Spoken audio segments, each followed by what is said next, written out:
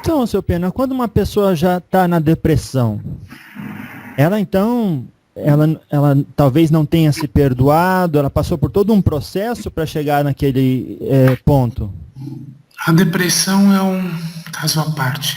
É um caso à parte? A depressão é uma, vamos dizer assim, é uma doença da alma. Da alma? A Nossa. depressão é uma doença da alma. Quando a alma está fora de sintonia com a sua essência, ela se deprime, ela perde tempo, ela perde ímpeto, ela perde energia, vamos dizer assim. É como se houvesse uma falta de alinhamento entre o que o seu eu superior é e o que representa em termos vibracionais e o que a alma encarnada vive ou experiencia. É como se você se propusesse a fazer um caminho e aí você, pelos desígnios da vida, acaba tomando um caminho diferente e não consegue entender as dicas que a vida lhe dá para que você retome o caminho, que é o seu caminho. Então eu sempre digo que a depressão, que é uma doença da moda, vamos dizer assim, é uma doença que tem a ver com a vaidade humana, porque hoje os espíritos encarnados normalmente são espíritos que são, pelo menos grande parte deles, rebeldes há muitas e muitas e muitas gerações. Então escolheram, vamos dizer assim, caminhos muito difíceis para trilhar, não é? Uhum. Então, muitas vezes, ao invés de assumir essas dificuldades de frente e aprender com elas, eles entram num processo de ficarem à deriva ou à margem desses processos de enfrentamento das dificuldades do dia a dia. E isso gera um processo depressivo, porque você só vai ter a energia vital fortalecida quando você estiver ligado à sua energia monádica, ao seu eu superior. Quando você se afasta do seu caminho ou daquilo que é necessário para que você vivencie a sua experiência de forma plena e restrita, você acaba ficando deprimido. Então a depressão é uma falta de alinhamento com seu propósito de alma, filha. Entende? Entendi. O senhor falou uma distonia entre o que o seu eu superior é e aquilo que você está decidindo ser. Exato. É como se você não, o canal de ligação da sua chamatrina, que é o canal de conexão com o divino, tivesse perdido a força. É como se tivessem desligado da tomada. Muitas vezes também a depressão às vezes não é uma depressão, vamos dizer assim, por falta de sintonia. Às vezes o espírito precisa descansar. Então ele passa por um período de readaptação ou reorganização necessária. E seria um processo muito mais extenuante se esse espírito estivesse com toda a energia. Então, muitas vezes, o próprio eu sou retira a energia dessa partícula para que ela se reorganize, se restabeleça em outros níveis, em outra configuração, para que volte novamente a experimentar o que deve ser experimentado. Então, existe aquele que propositalmente sai do seu caminho e por isso se sente perdido e entra em processo depressivo, mas também existe aquele que precisa de, vamos dizer assim, um descanso para assumir novas responsabilidades. E isso também se dá através de um processo depressivo. Ficou Entendi. claro? Então, sim, sim, senhor. Então existe aí um movimento acontecendo, ele tem um propósito, e se a pessoa então já souber de antemão que tem condição de decidir como vai se sentir em relação àquele movimento, ela pode viver a experiência da adaptação sem ter a parte do sofrimento. O sofrimento é uma escolha emocional. Olha lá. Uhum. O sofrimento não é necessário. Quando existe compreensão, não existe sofrimento. Não significa que não existe solidariedade. Essa é uma palavra muito esquecida por vocês. Sofrer muitas vezes leva à apatia. E sofrimento, muitas vezes, é a negação do que precisa ser feito. Então eu me entrego ao sofrimento e não ajo naquilo. Então, muitas vezes, o sofrimento é uma resposta do emocional para a sua incompetência em lidar com a questão prática. Agora, respeitar o sofrimento é dever de todos. Mas mais do que isso, quem sofre precisa entender qual a verdadeira causa do sofrimento. Porque muitas vezes o sofrimento se dá de forma terrivelmente egoísta.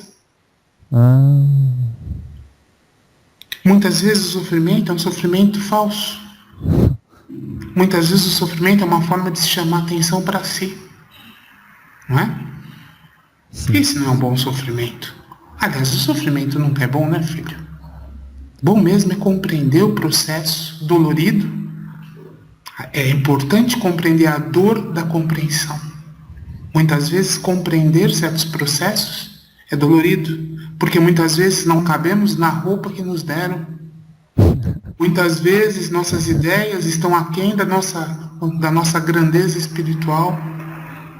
Muitas vezes nossos passos são mais curtos do que gostaríamos de dar, ou nosso físico não tem a mesma energia que nós gostaríamos que tivesse. Tudo isso é motivo de dor, mas não de sofrimento. A cada desafio, uma nova resposta. A cada momento, uma nova proposta. Nossa. E aí, eu quero entrar nessa história que no Livro dos Espíritos conta o objetivo da encarnação. Quando se pergunta na 132 qual o objetivo da encarnação dos espíritos, eles dizem: Deus lhes impõe a encarnação com o fim de fazê-los chegar à perfeição. Eu quero falar disso. Mas antes de eu continuar lendo e fazendo um gancho com o que o senhor falou, parece que existe, então, Sr. Pena, a necessidade da aceitação de uma experiência que nos foi proposta pela vida, para que a gente possa progredir daquele ponto, ou então encarar a pena de aquilo se repetir na nossa vida até que a lição seja aprendida. Ad infinitum. Nossa. Sim. Nenhum espírito pode crescer se não entender as suas limitações. Nenhum espírito pode se desenvolver ou chegar à perfeição, para usar uma citação do seu livro, se ele não entender que aquilo que a vida está lhe propondo como experiência, na verdade, é um degrau de aprendizado. Nada é um fim em si mesmo. E muitas vezes, na vida prática, vocês acham que tudo tem que ter uma explicação racional. Não é? É verdade. Tudo tem que ser determinado cartesianamente, cientificamente. Não é? E já que você criou uma palavra nova, espiritologia, a ciência do espírito, apesar do espírito também ser matemática, a sensação ou a emoção, a vivência da emoção, a vivência da experiência não pode ser entendida somente, vamos dizer assim, com a função mental. Ela tem que ser entendida pelo coração. Então, muita gente que tem muito conhecimento, e isso digo aos milhares, já que você tem um grupo muito sério de seguidores espíritas, que são pessoas que têm uma capacidade intelectual bastante desenvolvida, e são pessoas que estudam muito. Se eu tenho um conselho a dar para essas pessoas, é que não adianta de nada saber todos esses livros e saber todas as teorias e filosofias, se isso não tiver ressonância interna. Então, uma coisa é entender com a cabeça, outra coisa é entender com o seu coração. Coração é o nosso motor de Deus. O coração é o nosso gerador de energia divina. O coração é o que nos expande no universo. Não é a nossa capacidade mental. E quando digo capacidade mental, eu me refiro ao que vocês chamam de ego, a construção mental do ego, que lhes permite viver nessa terceira dimensão, portanto, com muitas limitações. Então, por que só eu estaria validando este ego, se ele já em si, invalidado, por ter, vamos dizer assim, uma configuração que o limita a uma realidade tridimensional? Certo. O corpo mental do ser humano é muito maior que o ego. Quando se fala em mente, vamos dizer, buscando lá nos gregos, estamos falando do nosso espírito, não é? A nossa capacidade espiritual é muito maior do que 3 mais 3 são 6, não é? Então, assim, é importante usar a capacidade mental e mais do que isso, a capacidade intelectual no sentido de lhe dar os conhecimentos necessários para poder interpretar a realidade, mas a interpretar a realidade use também o sentido do coração. Sem ele, você não consegue validar nenhuma experiência humana nesse plano.